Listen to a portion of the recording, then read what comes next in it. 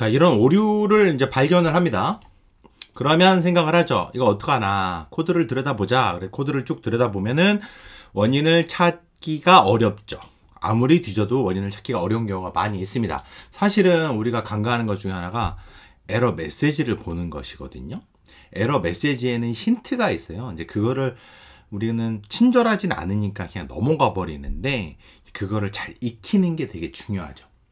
자바스크립트를 예제로 에러 메시지를 간단하게 먼저 한번 알아볼게요. 자, 이런 코드 있죠. 여기 보면 뭐가 문제인가요? 여기 이상하죠? CONTS 뭐죠? 이거 뭐 변수 이름 같잖아요. 근데 그 다음에 는 이런 게 나와야 되는데 네임이 나오잖아요. 그렇기 때문에 문법 오류가 나와요. 신텍스 에러, 구문 오류거든요. 기대되지 않는 아이덴티파이어, 뭐 처음에 보면 낯설죠 다. 네임이라는 게 없다라는 거예요. 사실은 이거 오타거든요. CONST라고 변수 앞에 선언하는 것인데 오타가 있었죠. 오타도 에러의 범주에 들어갑니다. 그래서 오히려 오타가 더 에러를 찾기 어렵죠.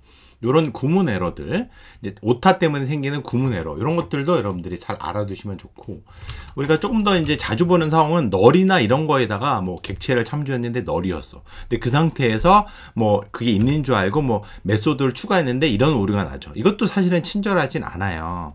여기 보면 리딩 어펜드 차일드 뭐 이런 게 있어서 힌트를 얻을 수 있지만 이거는 타입 에러예요. 널이라는 타입엔 이게 없거든요. 이 메소드가. 그렇기 때문에 나오는 오류라고 볼 수가 있습니다. 마찬가지로 정상적인 경우도 뭐 배열이다. 근데 여기요. 뭐 배열 안에 뭐 고라는 메소드를 호출했다. 그러면 고라는 메소드가 없잖아요. 그럴 때도 타입 에러가 나와요. 배열은 고 메소드가 없습니다. 뭐 이렇게 친절하게 나오지는 않다는 거죠. 그렇기 때문에 우리가 원인을 찾을 때 조금 엉뚱하게 헤맬 수가 있어요. 그럼에도 불구하고 이 에러 메시지를 읽어서 눈에 익숙해지면 다음에 이 오류가 나왔을 때 우리가 그때도 이런 오류가 있었지. 그때 이게 내가 뭐 제대로 잘못된 메소드를 호출했기 때문에 생기는 오류야 라고 조금 더 유추를 하기가 쉬워요. 그 다음에는 이런 경우도 있죠. 헬로 월드라는 게 지금 없잖아요. 근데 그거를 변수 값이 없는데 그거를 찾다가 못 찾죠. 그럼 무슨 오류가 날까요? 레퍼런스 오류가 나죠. 레퍼런스 오류. 참조 에러가 나는 거죠. 뭐 헬로 월드라는 건 존재하지 않으니까. 그 앞에는 참고로 언코트. 이거는 에러를 핸들링하지 않을 때 생기는 오류거든요. 에러를 어떻게 잡는지는 좀 이따가 한번 확인을 해보도록 할게요. 자, 그래서 이 오류 대표적인 세 가지 알아봤는데 언어마다 이 오류가 나오는 것들이 좀 몇 가지 있으니까 그걸 유심히 보시면 좋죠. 실제로 에러 메시지를 유심히 본 개발자들은 다음에 이러죠. 이 에러 내가 전에 봤던 오류인데 원인은 이런 거였어. 지금도 비슷할 거야 라고 해서 더 빨리 문제를 해결할 수가 있죠. 자, 그 다음에 이제 에러 메시지는 과연 친절할까요? 자, 여기 add class라는 함수가 있습니다. 이 함수는 여러 가지 엘리먼트 노드를 받아서 배열로 받은 상태에서 각각 노드에 CSS 클래스를 추가하는 거거든요. 반복문을 돌면서 이제 추가하는 코드예요. 자세한 설명은 안 할게요. 자, 그런데 배열을 넣어줘야 되는데 뭐 물론 여기서는 배열을 안 넣어줘도 되긴 동작은 되지만 배열만 받는다고 치고, 근데 배열이 아닌 엉뚱한 걸 넣어줬다고 쳐요. 만약에 숫자로 된 거라든가 뭐 아니면은 뭐 노드라고 치면은 그냥 배열이 아닌 노드, 뭐 다큐멘트 바디 이런 엘리먼트 노드를 그냥 넣어줬다고 쳐요. 그러면 오류가 난단 말이에요. 자, 그러면 이 add 클래스의 그 모습은 이쪽에서 모른다고 치고 보면은 for each is not function. 뭐가 문제지? 알 수가 없어요. 되게 친절하지가 않죠. 그래서 사실 에러 메시지는 그렇게 친절하지가 않아요. 그러려면은 이 add 클래스라는 쪽에서, 즉 제공자, 공급차 측면에서 에러를 조금 더 자세하게 알려주면은 좋아요. 그 방법이 예를 들어서 배열을 만약에 뭐 지금은 체크해 준다 라고 하면은 에러를 던져주는 방법이 있어요. 에러를 이렇게 던져줍니다. through you 에러로 해서 뭐 add 클래스 함수는 배열을 받아요 라고 메시지를 던져주는 거예요. 그러면 어떤 오류가 날까요? 그렇죠. 이 상태에서 만약에 이 add 클래스를 딱 불렀을 때 잘못 파라미터를 전달하면 add 클래스 함수는 배열을 받아요. 좋아요. 뭘 알 수 있어요? 내가 배열을 넣어줘야 되는데 잘못 넣어줬나 보다 라는 거를 알 수가 있죠. 되게 친절하죠. 실제로 이런 라이브러리, 헬퍼 펑션들은 이런 식으로 에러를 잘 던져주는 게 중요합니다. 자, 수루를 좀 알아볼게요. 이거 수루 뭐야? 수루 좀 낯설죠? 자, 이런 코드를 제가 이제 코드를 다시 한번 조금 정리를 해서 수루를 이렇게 바꿔볼게요. 이 바라는 함수가 add 클래스를 호출하는 걸로 바꿨습니다. 근데 바는 또 누가 부르냐면 푸가 불러요. 그러니까 푸에서 바가 불리고 바가 또 add 클래스를 부르고 뭐 이런 관계예요. 자, 근데 역시 이번에도 에러가 상황이 나요. 이게 배열을 넣어줘야 되는데 그냥 엘리먼트 노드를 넣어줬단 말이에요. 그러니까 푸를 딱 부르면 오류가 나겠죠. 똑같아요. unquote 에러 핸들링을 하지 않은 에러. add 클래스 함수는 배열을 받아요 라는 게 나왔어요. 이거 어떻게 된 걸까요? 여기 보면은 이제 호출 스택이 보이잖아요. 그런 것처럼 푸가 바를 부르고 바가 add 클래스를 불렀는데 그 관계가 여기 표현이 되는 것이고, 여기서 through 에러를 한 지점부터 코드가 동작하지 않고 멈춰버린 거예요. 진행이 되지 않는 상태로 프로그래밍의 흐름이 끊겨버린 거죠. 자, 에러를 던져서 에러의 원인은 알았는데 프로그래밍의 흐름이 끊겼습니다. 이거는 원치 않은 거죠. 그러면 어떻게 될까요? 프로그래밍의 흐름을 원활하게 하려면은 에러 핸들링을 하면 됩니다. 자, 그러면은 이제 조금 정리를 해보면 에러를 던지는 거는 이렇게 친절하게 우리가 뭔가 문제를 해결할 수가 있잖아요. 이 단계에서는. 왜냐하면 add 클래스가 에러를 잘 던져줬으니까. 그래서 여러분들이 쓰는 라이브러리, 프레임워크가 다 이렇게 에러를 잘 던져줘야 우리가 쓰는 라이브러리나 API에서 쉽게 프로그래밍을 할 수가 있죠. 즉, 이 코드는 누구를 위한 코드예요? 개발자를 위한 에러 처리인 거죠. 에러를 던지는 행위를 한 거죠. 개발자를 위한 거라고 볼 수가 있습니다. 만약에 여러분들이 오늘 라이브러리를 만든다면은 에러를 적절하게 던져주는 것도 센스가 있는 것이겠죠. 자, 그 다음에 이제 에러를 핸들링, 지금 unquote, 잡지 않은 에러라고 했으니까 에러를 잡아볼까요? 에러를 잡을 때는 try catch라는 거를 써요. 그래서 try catch. 이거는 그 문법이니까 이렇게 되어 있어요. 그러면은 이렇게 이 상태에서 에러가 나잖아요. 그럼 여기다가 만약에 콘솔.점 에러라는 함수가 있어요. 에러가 잡혔네요 라고 해서 여기다가 이 내용을, 에러 잡은 이 내용을 전달받으니까 파라미터로 그걸 그대로 출력을 해보면 어떻게 될까요? 그러면은 문법 오류가 있었죠. 구문 신텍스 에러 금방 있었죠. 구문 오류가 있었습니다. 자, 이게 에러가 잡혔어요. 에러가 잡혔고 그 다음에 그 내용이 나오는 거예요. 여기 보면은 여기 나와요. add 클래스 함수는 배열을 받아요 라는 게 잡혔죠. 그래서 에러가 스무스하게 잡히면서 처리가 잘 됐죠. 여기서 수루를 던졌고 그게 이제 여기로 들어오는 거예요. 여기로 들어와서 적절한 에러 핸들링을 할 수가 있죠. 이 상태에서 뭘 할 수 있느냐? 여기서는 이제 우리가 사용자에게는 어떠한 메시지를 줄 수도 있고, 여기에 그 다음에 이렇게 출력을 할 수도 있는 것이고, 후속적인 원하는 처리를 해서 프로그래밍을 계속 이어가게 할 수가 있어요. 실제로 이렇게 에러 처리를 한 다음에 만약에 여기잖아요. 그럼 여기다가 코드를 쳐요. 이후에 아무거나 동작 이렇게 했단 말이에요. 그쵸? 그럼 여기 원래는 에러 처리를 하지 않은 상태라면은, 그쵸? 에러 처리를 하지 않은 상태. 예를 들어서 아까 이런 상태였죠? 에러 처리를 하지 않는 상태라면은 여기 이게 코드가 찍히지가 않는단 말이에요. 그런데 이제 에러 처리를 한 상태에서는 만약에 이걸 원한다면은 이게 이제 찍히겠죠? 이후에 아무거나 동작. 에러는 이렇게 처리가 뭔가 됐고, 지금 콘솔 로그로 찍었지만 다른 처리를 할 수 있다고 그랬죠. 이런 동작으로 프로그래밍의 흐름이 끊기지 않고 계속 진행이 될 수가 있죠. 중간 정리를 해보면 라이브러리나 헬퍼 펑션, 유틸리티 함수, 프레임워크는 에러를 적절하게 잘 던져주는 센스가 필요하다.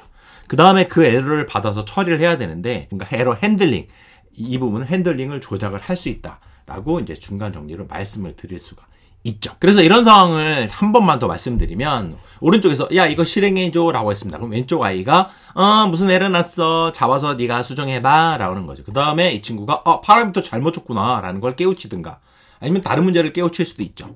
서버가 문제가 있었네 라는 걸 깨우칠 수가 있죠. 그래서 왼쪽은 에러를 던진다, 오른쪽은 에러를 핸들링한다. 역할에 따라서, 상황에 따라서 다른 거예요. 그래서 어떻게 에러 처리해야 될지를 여러분들이 잘 판단해서 올바른 행동을 해야 되겠죠. 자, 그런데 사실은 조금 더, 그러면은 트라이 캐치를 늘 해야 되는 건가요? 온 에러 이런 것도 있거든요. 윈도우.온 에러 이런 것도 있는데, 이건 에러 처리를 꼭 해야 되는 건가요? 라고 할 수 있지만 꼭 그렇진 않아요. 에러는 예외적인 상황에서 하는 게 좋아요. 우리가 뭐 예외적인 상황을 뭐래요? 부수 효과, 뭐 어려운 말이죠. 뭐 사이드 이펙트. 그러니까 쉽게 말해서 예외적인 상황, 내가 통제할 수 없는 상황, 뭐예요? 프론트엔드 개발이다. 그럼 뭐예요? 뭐 서버랑 통신하는 거잖아요. 뭐 서버가 어떻게 될지 내가 어떻게 알아? 모르는 거죠. 그죠? 그 다음에 뭐 백엔드 개발한다. 그러면 데이터베이스, 뭐 파일을 읽어드리고, 뭐 파일이 깨졌을지 어떻게 알아? 그죠? 그렇기 때문에 그런 예외적인 상황에서 처리를 하면은 좋아요. 그럴 경우에만 처리하는 것도 좋습니다. 방어적인 프로그래밍을 위해서 그런 예외적인 상황을 해야 되는데, 만약에 이제 이런 코드가 있다고 치면은 비동기 코드라고 쳐요. 바에는 패치 요청을 해요. 제가 내용은 생략할게요. 그 다음에 이제 데이터 통신을 하는 거고, 푸는 바를 불러요. URL을 넣어줘서 강제로 오류를 뱉는 서버가 있어요. 고맙게도. 여기서 이제 오류가 나와요. 그럼 여기서 이제 에러 처리한 게 지금 없잖아요. 그럼 푸에서 좀 이따가 오류가 나와요. 온코드 에러를 잡지 않았고, 신텍스 에러. 뭐지? 문법 다 맞았는데. 그러면 문법을 막 찾아봐. 어디가 문법이 틀렸지? 다 맞았는데. 문법 오류가 아니에요. 에러를 여기서 적절하게 던져주지 않았기 때문이에요. 이게 파싱을 하다가 오류가 난 거긴 한데요. 그 부분을 찾지 못하고 이거 어떻게 해요? 복사해가지고 이제 막 구글링 해가지고 스택 오버플로우 알려줬는데 얘네들은 왜 이상한 걸 알려줘? 뭐 이러면서 이제 투덜투덜 거리죠. 그러면서 깨닫게 되는데, 사실은 이 오류는 파싱 오류예요. 이제 자주 겪어본 사람들은 아시겠지만. 그래서 이 상황에서는 방어적으로 에러 상황에 대한 처리를 해주는 것도 좋아요. 예를 들어서 RES가 OK가 아니다. OK라는 게 있거든요. 이제 이거는 사실 패치 API를 알아야 되는 거지만, 수루. 그 다음에 여기서 이제 뭐, 수루주 에러를 할까요? 에러 해서, 뭐, 이렇게 해봅시다. OK가 아니다. 라고 하고, RES에 이제 서버에서 스테이터스 코드가 넘어오거든요. 이제 그거를 같이 한번 전달해 줄게요. 던졌어, 에러를. 던지면은 받아야 되잖아. 어디서 받아요? 서비스 코드에서 받으면 돼요. 뭐, 그 다음에 여기라고 칩시다. 여기라고 치면은 이제 트라이로, 원래 예전에는 비동기 코드가 트라이 캐치가 안 됐는데, 이제 어싱크 함수라는 거에선 참고로 돼요. 자세한 설명은 못하지만, 거기까지. 그래서 여기서 이제 잡아보는 거죠. 콘솔 때문에 로그로 잡을까요? 야, 여기서 에러가 잡혔네? 통신에 문제가 있나 보다. 있는 듯 라고 했어요. 그 다음에 그 에러 내용을 2로 이제 찍어보는 거죠. 자, 그러면 풀을 했고, 여기서 에러가 잡혔네. 통신에 문제 있는데. 에러 내용이 뭐야? OK가 아니다. 500 에러다. 상태 값이 500이다. 라는 걸 이제 할 수가 있죠. 이렇게 비동기 상황에서도 여기서 에러 처리를 하는 게 아니고요. 에러를 적절하게 던져줘야 돼요. 이런 역할을 하는 함수. 즉, 뭔가 제공을 하는 함수라면. 그리고 진짜 서비스 코드에서는 요 대용을 받아서 뭔가 후속적인 처리를 하는 코드에서 보통은 에러 핸들링을 해서 뭔가 처리를 하는 것이겠죠. 만약에 여기서 에러 핸들링을 다 했다면 여러분들이 습관적으로 만약에 패치 API를 직접 보내는 데서 하는데, 그런 라이브러리나 좀 더 로우 레벨에 이제 호출되는 쪽이라면은 이거를 쓰는 함수들이 있다면 거기서 원하는 에러 처리를 여러 가지 할 수 있잖아요. 그렇기 때문에 거기서 에러를 처리하는 게 또 좋죠. 이건 똑같아요. 그래서 아까 말씀드린 것처럼 비동기 상황에서도 똑같이 에러를 던지고 핸들링을 하는 게, 이렇게 요거 핸들링이에요. 핸들링을 하는 게 적절하게 필요하죠.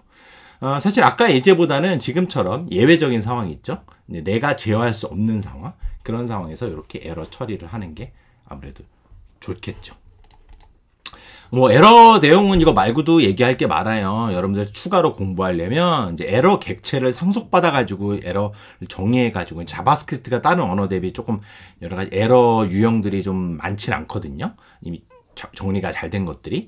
그래서 이제 그런 것들을 에러 객체를 상속받아서 뭐 하는 방법들도 찾아보면 있고요.